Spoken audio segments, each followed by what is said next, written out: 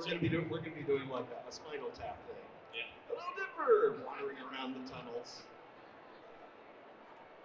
Can each one of you tell me about how you fell into your role and creation of Hey Arnold, becoming Barney, of course Lynette, Tommy Pickles? Can you tell me a little bit about how that came to be for each one of you? Different story. Okay. Hi guys. So I'm E.G Daily, and I do the voice of Tommy Pickles on the Rugrats, and Buttercup from the Powerpuff Girls, and Rudy Djibouti, and a whole bunch of others. Babe and Happy. So Rugrats. I had for Tommy Pickles, I had never done animation before, and I did a play, and someone said you should come in and audition. Somebody saw me in the play and said you do voices really well. You should come in and try auditioning for voiceover. I was like, okay. I was very open about it. He sent me my first audition, and I went in, and then the next thing you know, I booked that job, and that was my first job, and that was Tommy Pickles on Rugrats. So it's a pretty magical moment. Yeah. For me, I was a really weird kid, and then I got paid for it. So, yeah, I was in college, and I had a friend who had access to a great recording studio at the school. We went in. I did a totally self-indulgent demo tape that was totally unprofessional. Sent it out to ad agencies and started working right away and doing multi-voice work in San Antonio, Texas, my old stomping grounds. And then went from there to Dallas, started going to Chuck E. Cheese and Barney and all that kind of good stuff. And the Barney story is a different thing, but yeah, I did a lot of commercial work for a long time. About the first part of my career was mostly commercial and narration of really nerdy scientific stuff. So yeah, but it was fun. I love it. And I started as an animator in Portland. I did clay animation for Will Benton in that little studio, the only animation work in the Northwest. But while I was doing that, Pee-wee's Playhouse came on TV in the late 80s. And that blew all of our minds. All of us would come to work on Monday and go, did you see Pee-wee? And we'd talk about it. And Will Benton, my boss, kind of hated Pee-wee. He was like, it's like fingernails on a blackboard. And so I knew from that, I got to get out of here. There's a ceiling here. I gotta go to big town and do this work. And they had just moved Pee-wee's Playhouse to Los Angeles from New York, and they needed a new crew to do the Penny cartoons. You all remember the Penny cartoons? And that was my introduction to Los Angeles and to being an animator for TV, really. And that ended right away, and I needed to do something else. I met the folks at Plasky Jubo, and they were starting up Rugrats. And so I met E.G. then. We were working on that brave little first season. And that introduced me to everybody at Nickelodeon. And so a couple years later, I had the opportunity when they decided to make their Nickelodeon cartoons in LA, their own Nicktoon studio. I pitched Hey Arnold in '94. And that kept me busy for a very long time. Yay! Awesome. Yeah, that's right. Anybody ever seen the Claymation Arnold shorts? There's 3 of them. Woo! If you want to see Arnold Escapes from Church, my very first little 1988 film, all 2 minutes of it, it's on the Ultimate Arnold collection, which I recommend y'all go out and buy.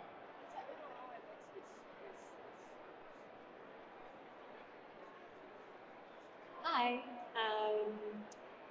my name's Alyson, and I first started in theater as a kid, and then got an agent when I was 10 years old. Did a lot of commercials, a lot of Saturday morning, like in between the cartoons. I was the one dancing to the Miss Pac-Man song, and we shot a lot of dancing commercials back in the 80s, and that was me. And then Follow That Bird would have been my first kind of kids thing that I did when I was 10 years old.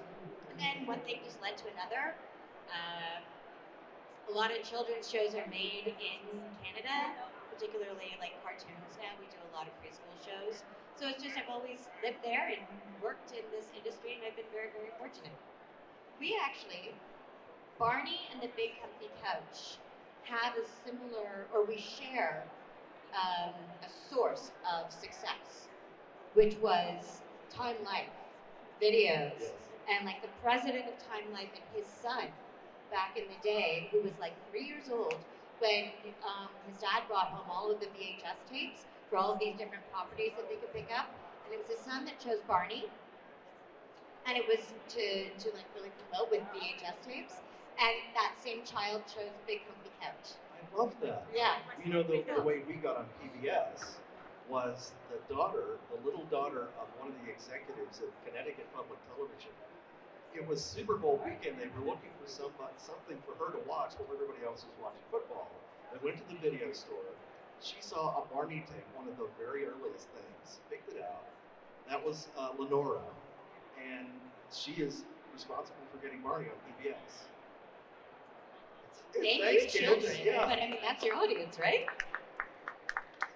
Give yourselves a hand, 90s children. Yes, yes. Do each of you have like a favorite memory working on your childhood show or character from back in the day? Well, I don't know if this is a favorite memory, but it's a memory. When I was doing Rugrats, right? We were in the studio, I was pregnant. And I was in labor. I thought the people in the booth were like, E.G, you're having, I would be like, hold on, a baby's gotta do, and a baby, oh please. And I'd be like, you know.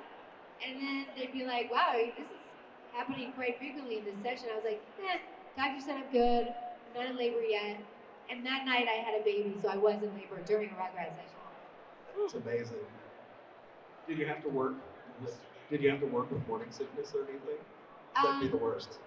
I did. I know if I felt morning sickness, I didn't work the day, but yeah, later in pregnancy. That's amazing. Isn't that cool that they were so accommodating that, Yeah. all the way to the, delivery of All your the way child? to day one, I was They waddling. were also probably in their best interest too. Like, can we get one more episode out of you? I was waddling in there, no problem.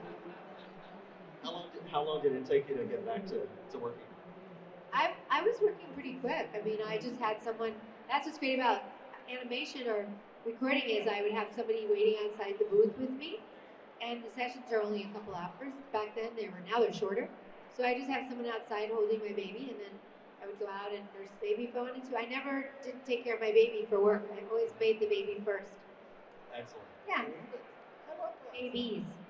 But let's see, for me, favorite memory, first of all, being able to do the conventions is great because when the fans are watching the show, they're true believers. They're 3 years old or whatever. You can't talk to them about the show. Right? So being able to meet everybody now here, ages whatever to 35 or even older sometimes, is amazing. And so when people, I just love making people cry, so that's great. Because people come up to the table and can't even talk. I love that. It's so much fun. It's really a privilege to have been able to do that. But I would say for actual working, it would be the Radio City Music Hall show. Wow. Which was just off the charts perfect experience. We had the audiences were perfect. Everybody, their timing and their pacing, their energy, and everything, what they did, just really carried us. It was just incredible. Right. So it's exactly the same for me too. When we were making the shows in the 90s for children, there was no social media yet, and so we didn't really know how it was going down. And we'd be fighting with our execs about a joke or a character trait, and saying, no, kids are gonna like this, and we, only on the strength of our conviction, which, I had a lot of doubt at that time. I was like, I hope this works. I can remember the first season of Rugrats, we're like, I hope this isn't too kind of funky and ugly to be a show. And then it won the Emmy for Best Children's Cartoon at the end of the year. So crazy. I was stunned, but I was very glad. Yeah, big positive vote for Funky and Ugly. Yeah, Funky and Ugly, come on. And the thing about that was that I didn't know that 20 years later, 30 years later, the adult versions of these children would be able to really articulately tell me back all those things I was trying to promise Nickelodeon that was what they were going to get. And so to see that come true and be explained by adults back to me is something that's happening now, not when we were doing it. So this is kind of the best time ever for having me in the show. And then a favorite memory from making the show was that these were kids. Rugrats was adults playing the kids, and Hey Arnold was children playing the kids. And we would just do stuff that was kind of right the edge of their ability. But we did the opera episode. That was just the best day. They all came in and sang, and I didn't know how it was going to go. And each kid got up there and kind of blew away, did even better than the one before. Ending with Curly. Adam Wiley, who played the original Curly, sings the Curlamio character in the opera. And we were all just like, our mouths just hanging open. We're like, God, look at him go.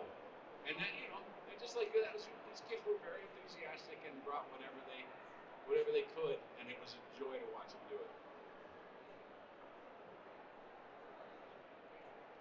Not one favorite memory. It's been incredible over the years. Probably the most fun working was doing Beetlejuice, because being 15 years old and not having to go to school, but going to the studio instead and hanging out with Stephen Ween, that was the voice actor for Beetlejuice, and just being in that booth and like with that crew and the producers and stuff, it was just laughing all day, laughter, and a total joy. And then, like you said, like the decades later, meeting fans and people who grew up with the big comfy couch. And, you know, Barney and Couch certainly speak to the importance of keeping PBS and public access still available, because there are families that can't afford streaming and all of that fancy stuff. So just a little shout out to keep funding PBS, please. But meeting everybody decades later and having those stories, just hearing about what an influence it was, and hearing about shared moments with grandparents who are no longer with us, or, you know, people who've grown up and now they're sharing with their own children. And it's an absolute delight. So the good memories keep on getting made. We love your stories. I should point out that speaking of Beetlejuice the animated series, the wonderful animated series, there's an artist on Instagram named Spiker Monster, all one word, who is obsessed with Beetlejuice and has been drawing these conversations between all the different Beetlejuices, live action and animated, and your character is featured a lot, so you didn't get a kick out of that. Spiker Monster, very good. Just a bored fan, just somebody who loves it. So you touched on this a little bit, you know, how there was actual children voice actors in Hey Arnold, different from Rugrats. So since you created the show, was that your creative decision, or how'd that process come to be of having kids do the voices? It's a great question. I wanted to, because I thought that you could get just another texture, you know, and I thought it would be fun to try. And I was also really influenced by Charlie Brown. The Charlie Brown Christmas was probably the most important thing I saw as a child, because it was so different from the Looney Tunes, which I love, and I'd grown up on all those jokes and the sense of humor of the Looney Tunes.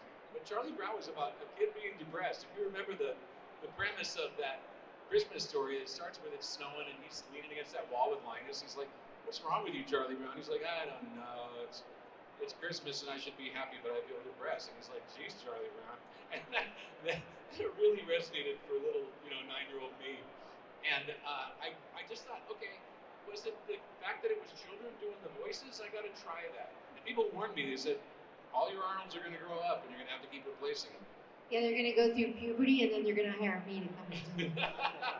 That's what happens. Yeah, it's cool to have done all of that. I was really glad to have had the experience of Rugrats. All the shows I worked on, you kind of get another look at another style of production. And you take what you can bring from that and you try something else. And so I'm glad for having had both of those experiences. It's wonderful that the adults who voice the characters can just keep on doing it. That's kind of Tommy Forever over here. That's a really great thing.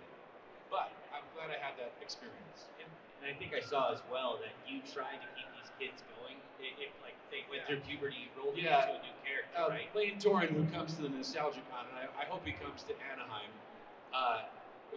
The original Arnold, it was a heartbreaker when his voice broke and he couldn't do it anymore. So I brought him back as Wolfgang, one of the bullies of the show. And then the next kid, Phil Van Dyke, who played him after Torin, I brought him as, it was Wolfgang and Ludwig. He was the next bully, and so on. And then when we made the Jungle movie, they came back as, I think they were all on the pirate riverboat. So it's a kind of a family thing. You try to keep them in the family. Are there any funny behind the moment scenes or anything that happened that fans would be surprised to hear about? What can we actually say out loud? Well, everybody talks about, oh, didn't you ever do a dirty version of this or that or whatever? It's like, no, we really didn't. I mean, at least on our show we didn't, because we were so careful about, if there's a microphone around, and you just have to assume that somebody's recording somewhere, But we were also not the kind of people who worked blue. We did a lot of comedy. We were all like improv people and stuff, but we never worked blue, so we didn't have that problem. But funny moment, weird moments. Well, there was the time in Radio City, there was the time the baby elephant escaped and was wandering around the stage and had to find it and smelled pretty bad. Don't get near a baby elephant in a confined space. Your eyes will literally water. It's bad. But otherwise, we just laughed constantly. It's like, and when we're doing commercials, same thing. A lot of people don't think about is the process. What is the process like for us when we're doing something? And I have to say that the amount of joy that I've experienced in working on not only Barney, because of Julie Johnson and Patty Wirtz, the voices of Baby Bop and DJ, who were, great improv minds. And then also doing a lot of commercials before that for like 10 years. You go into a session, and it's just like nonstop laughter.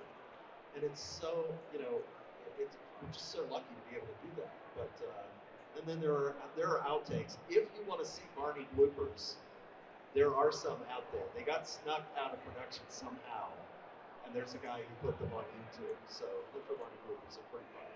The Powerpuff Girls did a lot of naughty behind the scenes. We would be like, just say bad words instead of the right word to each other. Just shut up. That's terrifying. It was pretty funny. There's somebody out there who has a recording of us behind the scenes talking as our characters. Shut up! What's funny is somehow with voiceover, kid characters swearing is always funny. If you look on YouTube, you can find like the Muppets characters. They'll just break down and swear sometimes. And those didn't get out for a long time. They're out there. They're out there now. There's one of the Bear in the Big Blue House that's really funny. If you haven't seen it, it's hysterical. Well, I mean, most of them I can't share. But I mean, if you think about the Muppets, so the people who made the Big Comfy Couch were all from the Muppets. Like everyone had worked with Jim Henson and the Jim Henson Company and all of that stuff. So a lot of the same mindset. So yes, a lot of swearing in between, but that's cathartic. Like and it's also it allows you to kind of get it out, and then you're very in the moment for when you're actually recording. But yeah, exactly. But I mean, a story from a director's point of view as opposed to like acting. I directed a lot of the newest season the newest iteration of Blue's Clues with Josh Delacruz, and he's absolutely a delight. Like just a lovely, lovely fellow. If you've watched any of the newer Blue's Clues. But I remember when I first met him, and he was so prim and proper, just a delight. And when we went in to film season 5, and I'm there, and he's just like, this enough, swearing like a sailor. I'm like, attaboy, that's when you know you really work in children's television. Finally, you're there, baby. It happens. One of the things is that people keep asking me, did you ever do Barney After Dark? No, we didn't. That was a gag that we did, though. It was just kind of a running gag. We never did that, but we just talked about it. Right. I love when we talk about, tell stories about what we do. I love telling stories about kind of what a Wild West the '90s were, And people want to know, like, how did you get to do that? And I think it was because it was the Wild West. And Nickelodeon was immediately successful. They put Rugrats out, and Ren and Stimpy and Doug, and they all hit. And they just every year did better than the year before. By the time Hey Arnold came on in 97, no wait, 96, sorry. 96 is when we went on the air. and by that time, things were booming so hard that they kind of let everybody do their thing. And they didn't, there were notes, there were fights about what we were going to do, but in general, I felt tremendous support. And I really want to do a shout out to Nickelodeon's 90s bosses. Jerry Laybourne, the woman who founded Nickelodeon, was my boss when Arnold was started. And I was just telling this story. She came out to see us at the studio in Burbank from New York when we were just making the animatics of our very first episodes, including Arnold's hat, in which Helga, the stalking, breaking and entering bad girl, builds. You learn that she's built a shrine to Arnold in her closet made out of his own used gum. And I remember, I was just telling this story. I remember the day she came to watch that animatic, and I was kind of fingers crossed, like, I hope this lands with Jerry. And she just laughed and laughed, and then we went to lunch, and she said, you know what, I was helping. So that's my favorite behind the scenes story about how much, you know, you really got to give it up to the people who ran Nickelodeon. They were willing to let things be something that had not happened yet, and I don't really think it's happening right now. I mean, Helga's behavior was. I'm glad they were behind it. That's all I can say. It really made us feel free to do it. I want her to expand on that story. Okay, yeah. She was Helga. What was Jerry like? Whose gum was she using to build an altar? Did she climb into the window of her beloved's room and spend the night? Well, I mean, they had Ren and Stimpy on, so you couldn't really. Yeah, Ren and Stimpy did. I never even tried to approach what Ren and Stimpy had already done. I was actually making something a little younger than that. And more intellectual. Well, in Rocco's Modern Life pushed the envelope quite a bit. That's right. Rocco felt like it was a continuation of the Ren and Stimpy ethos. So if you could go back and tell your younger self one bit of advice, what would that be? Don't turn down the offer of work at Bang Zoom because you're worried about your union status. I had just joined the union like 2 months before, and I went in an audition at Bang Zoom, and I didn't realize it was non-union. And my agent told me that, and I was like, oh, I'm so worried about it. Oh, I'm so dumb. I was so dumb. I wasn't that much younger. I was like, what? I was 30-something when I got to LA, so that's one of those things. But really younger, stay weird. It'll pay off.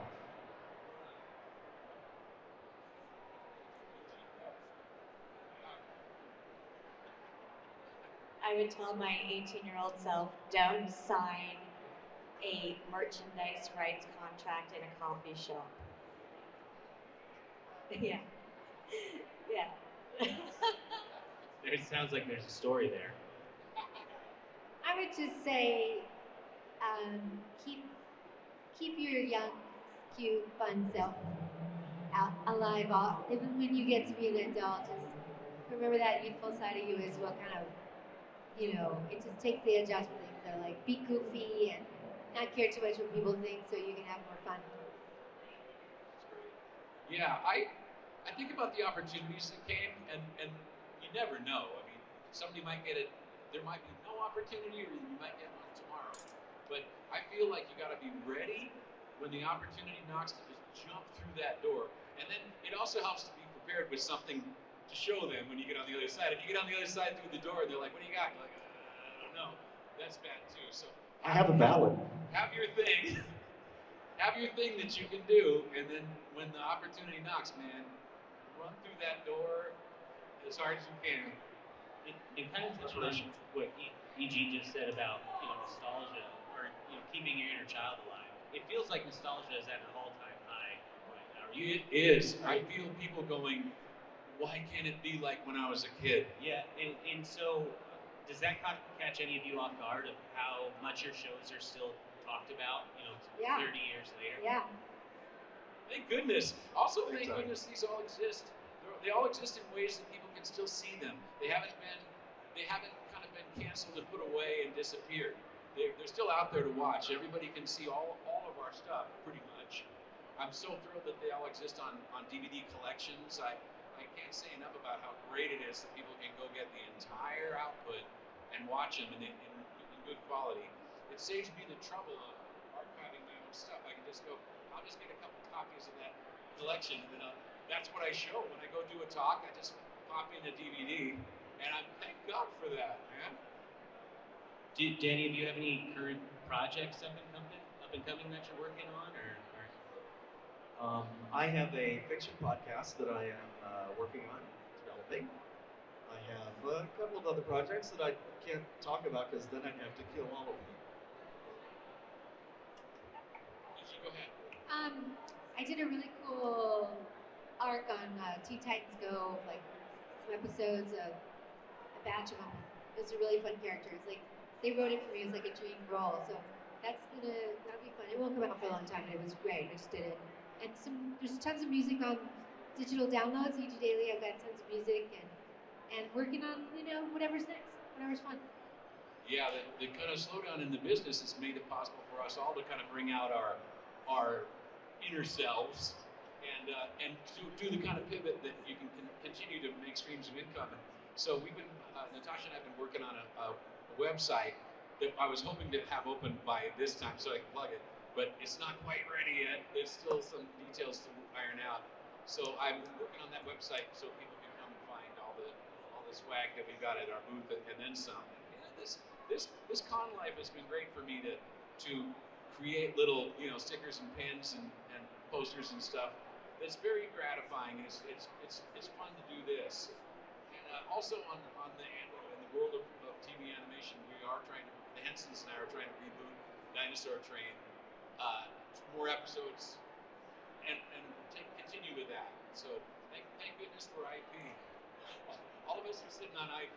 Thank God. This is a very difficult time to start an original show. When I get back to Toronto, I'm starting to direct on 2 new projects, so I can't say anything. I directed a show called Let's Go Bananas, which I think is on Warner Brothers something here. And I did one of the final episodes. I voiced a character, and it's a talking toy. Play with me, come play with me, and it goes a little psycho. So that one's fun. And then I'm working with my husband, who he's a comic book writer and IP creator, and we're developing a couple of comic books together as well. Some comedy horror stuff that may or may not involve some killer clowns. I don't know. Do we have any questions in the audience?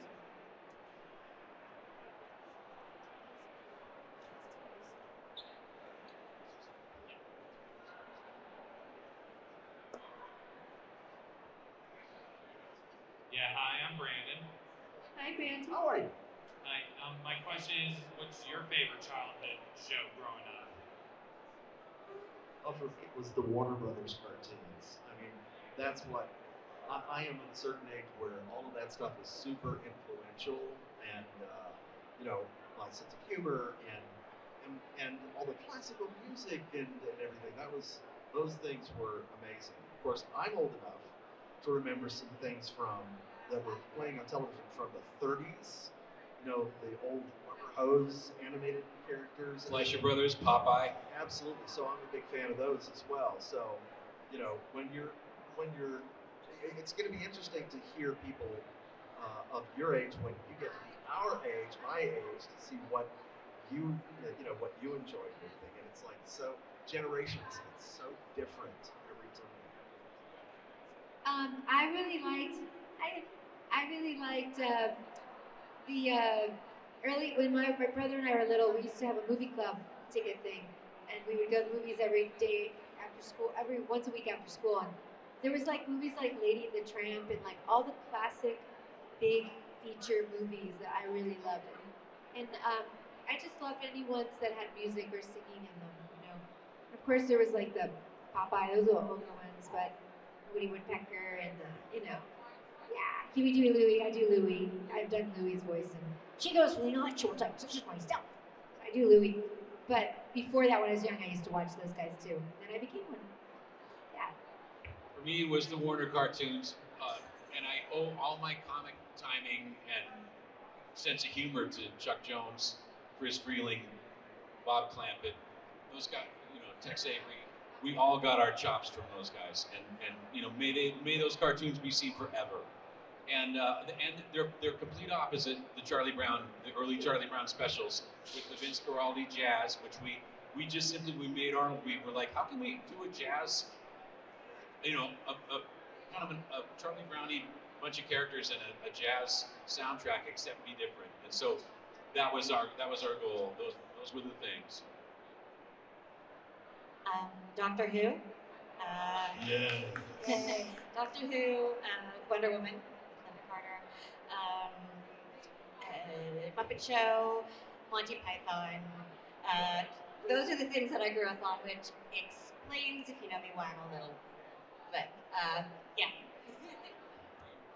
Speaking of Chuck Jones, I actually got to meet him one time and talk to For him. you. Oh man, it was amazing. And it's one of those things where sometimes you don't want to meet your idols, but it was and it wasn't. He was so great, and we started talking about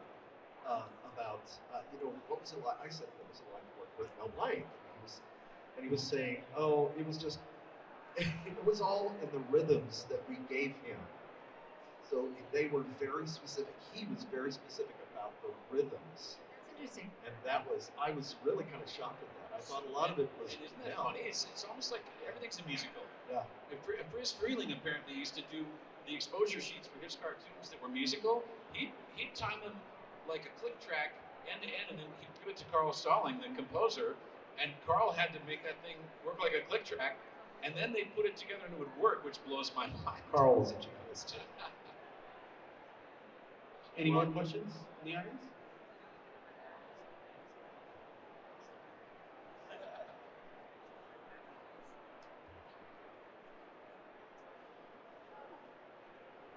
This man knows what he's doing. Hi. What was one of your favorite episodes in the shows that you were part of? I'm sorry, what was that? What was one of your favorite episodes of the shows that you were part of? Good question. We had so many interesting. We had so many very episodes. Well, I think one of my favorite episodes, just for the look of it, was 4 Seasons in a Day, which was, our art department just knocked themselves out and literally did 4 seasons in 1 week. Totally like the weather in Denver. Yeah, exactly. And then, when you've got a studio show, you're on a soundstage, and you've got a schoolyard, and you have to lay down snow and put snow everywhere. They did an amazing job. Of course, it lit everybody from below, so everybody just kind of glowed. It was so good.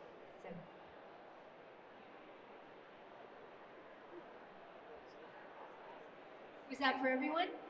Oh, gosh. There's so many shows and so many different episodes. I love the original Rugrats that were like the clown where Chucky was afraid of the clown. Oh, Chucky, it's not the clown. Yeah. The voice of reason. Yeah. Powerpuff Girls, I love the Beatles special. There's so many shows, there's so many good ones. Even in the new reboot, we're actually just releasing season 3, or maybe it's just come out, but season 3 of the new Rugrat reboot where they redid, and there's so many beautiful episodes in those, and check them out. Just the CGI alone looks great, but the episodes are so cool. I mentioned the opera. That was just I remember how much fun I had making that. But I also, I loved the Arnold's Christmas. It obviously was really a big deal to us, and when I show Arnold cartoons to an audience, I like to show Helga's Parrot because it's very funny, and so I would point out that when I watch it with an audience, I'm the one laughing the hardest. It seems like a skill that you kind of need to have to be in this business. You have to find something funny 50 times, 100 times, because you're going to sit with an editor and watch it over and over. And so if you can't do that, you probably shouldn't be an animator. I had so much fun doing the angry episode from the Big Company Couch. I think at the time it was called The Wrong Side of the Couch. I don't know what the episode ended up being called when it went to air, but it was like Lunette woke up on the wrong side of the couch. She's just angry, but she sings the angry rap song, and then she does the dance academy after she's no longer angry, and she's just like kind of, but like in the music, and Lunette's hat always folded up, and I remember folding it down so it was like a kind of like a Kangol, like what LL Cool J wore back in the day. And then I had them make me the clock rug on a chain to wear, so that Like Flavor Flav? yeah. So because Public Enemy was my favorite band, and so I totally got to like just go with that vibe. I don't know if any of that made it to air, but it was just so much fun because being in a preschool show, most of the time, most of the shows out there, like everyone is just so well behaved and so goody two shoes. And I was so grateful that they allowed me just to be a cranky little.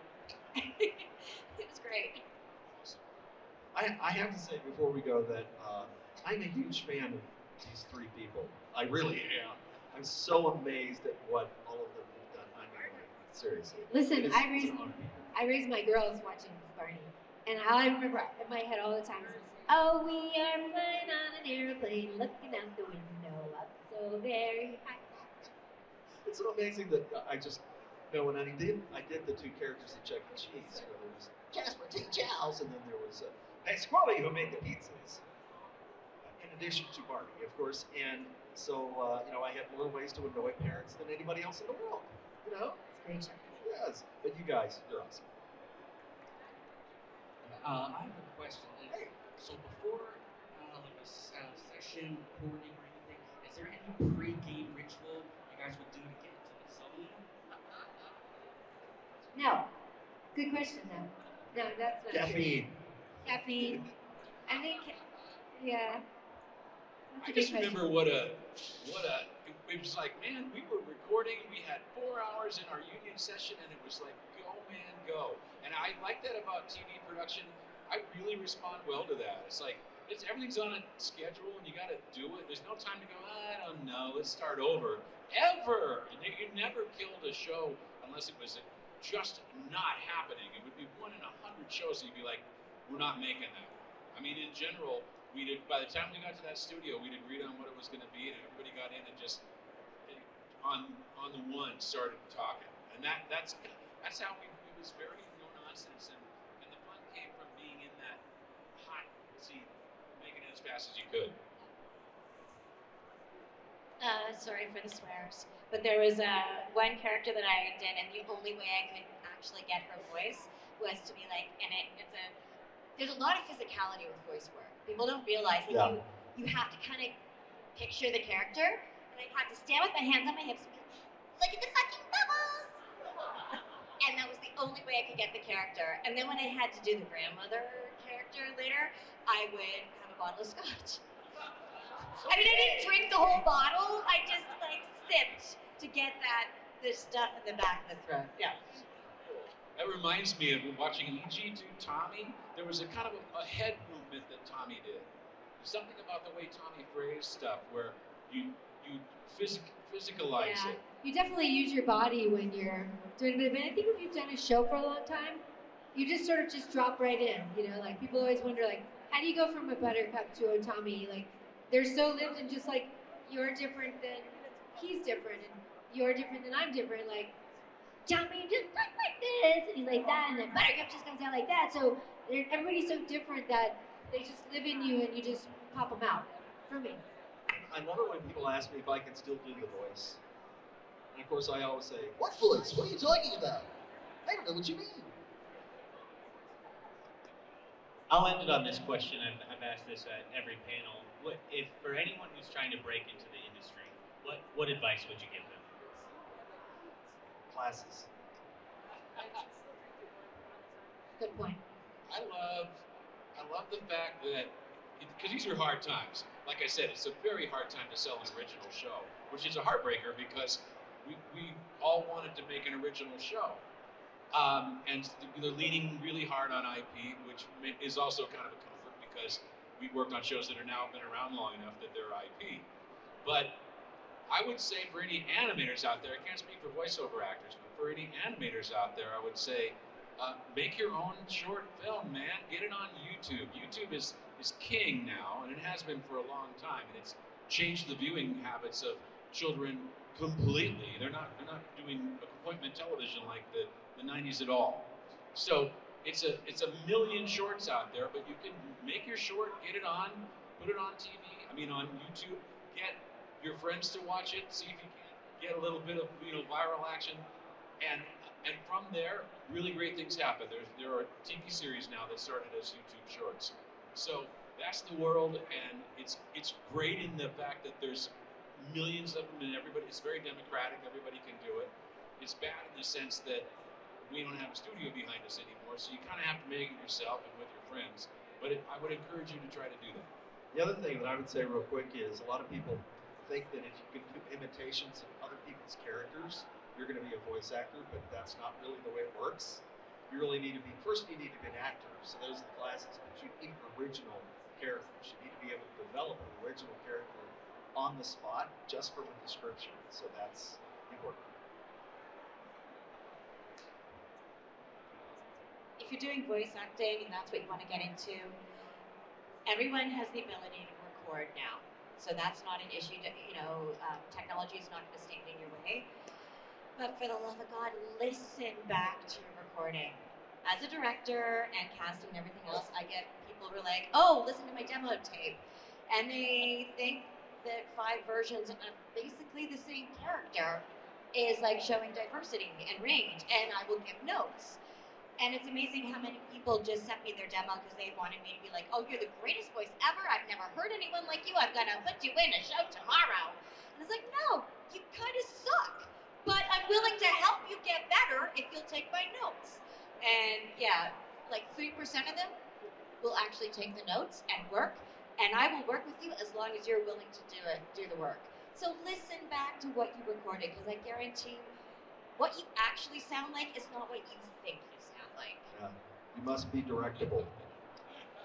Yeah, I would just say, like, yeah, if you really are interested in voiceover, you want to work on your voices, and that was always my favorite. Was just trying different sounds and different characters, different ages, and different boy, girl. The variety is really key, and learning how to be a great actor and learning how to read your lines in a way that you can close your eyes and someone can really feel that whole person. Even if you're playing a box or a pencil, you still want to be able to feel, oh, there's a little pencil here, but you can feel me. You want to close your eyes and feel the character. So there's so many tips and tools out there.